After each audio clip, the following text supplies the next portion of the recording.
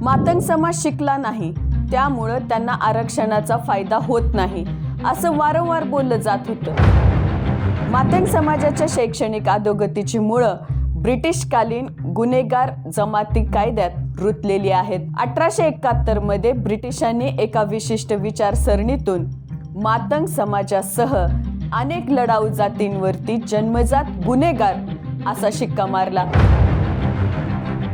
ज्या वयात मुलांनी शाळेत जाऊन अक्षर गिरवायला हवी होती, त्या वयात त्यांना पोलीस ठाण्याच्या वाऱ्या कराव्या लागत होत्या।